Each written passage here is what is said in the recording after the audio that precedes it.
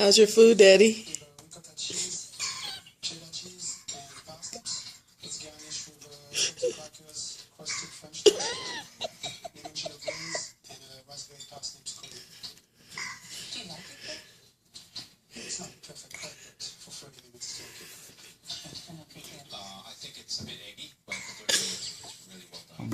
Thank you. I love the way the parsnips sort of disappeared. How's the food? I think it's a good thing. One thing I was question here. You did two things that I wasn't familiar with. Cracking French toast. When I start thinking about Chop Champion, $10,000. No. Outside the box. Yeah, really good. Tough. I was very pleased with what I did. Correct. Thank you very much for having me. Thank you.